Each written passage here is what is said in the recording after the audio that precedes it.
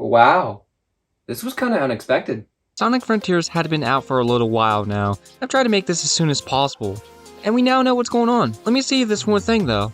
The default controls are a little slippery. I've gotten used to it though, but I didn't know you could change this in the settings. Would you really know you can change the controls like this with the other games I've played in the past? Playing Sonic Frontiers, I have gotten a really good feeling from this game. Now, I do have to admit, I haven't made it through the entire game, but I played enough to get a rough idea from this. Now please don't say anything about me not making it all the way through. I don't have all the time in the world. So we've known that the open world aspect would be something like an open world hub world. Well, what I'm getting from this game, it's supposed to be almost like two games in one. Kinda like how Sonic Adventure was with the hub world, exploring, doing various tasks, and the new 3D gameplay. Of course, there aren't going to be any spoilers. What about this world? So yeah, there is going to be about 5 worlds you have to beat, each with a new theme, and they get harder and harder as you go on. You basically do the same thing through all of them though. So in Sonic Frontiers, starting the game gives you the one thing that we have been seeing in every Sonic game since Sonic Generations. So yeah, this has been a little bit of an issue for a while now. Every Sonic game now starts with some variation of Green Hill Zone. Yeah, you see where I'm going with this, right? So at the start of the game, it isn't really too difficult, some tutorial-like stuff. You know, the usual. But when you get into the main world, the really good stuff starts to happen. You have this big world full of things to do, puzzles to solve, and some fast platforming you can do. That grass looks like grass.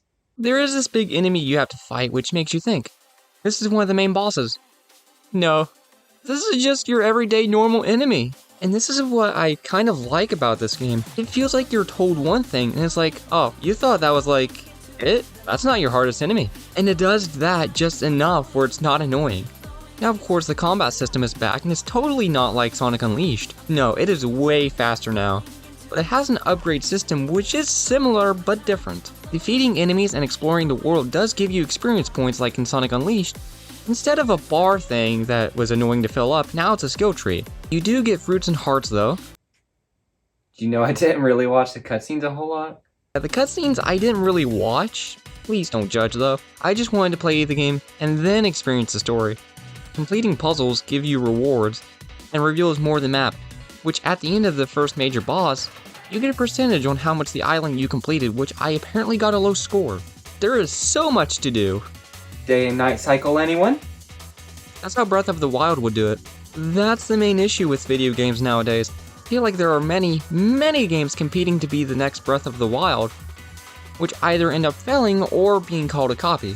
Which Sonic Frontiers does give vibes like that, but also not being that. These are two different games. They both look different, they both are visually impressive, but the gameplay feels somewhat similar. One big thing is the climbing that tends to be a common thing with copies that try to replicate this. Sonic Frontiers does make the climbing mechanic unique by implementing the mechanic from Sonic Lost World where you could do whatever this is called. Isn't it stars from your feet? What? Making copies of yourself? Please don't remind me. Low poly Sonic running against a wall? Sure.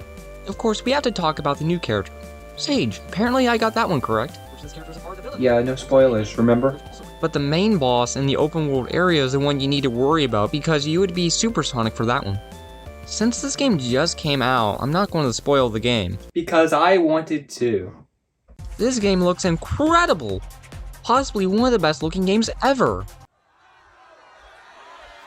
I think that's for me.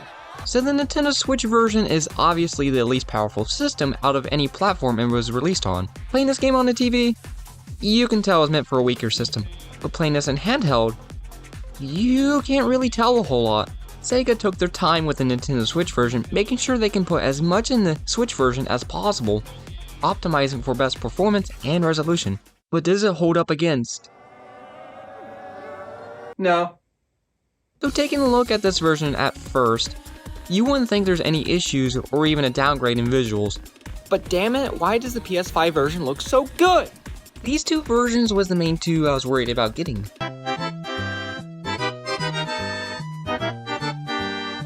The PS4 and Xbox One versions will always be an upgraded Switch version.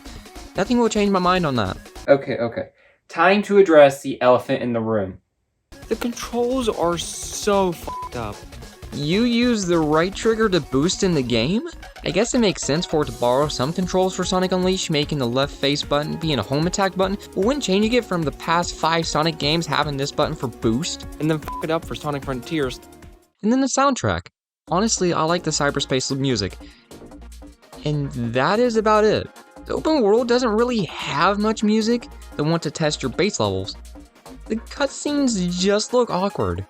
Nothing much wrong here, but it feels like they were just out of place. And then the voice acting. It sounds like they just woke up and only had one take on this and didn't read the script beforehand. But overall, I really like this game.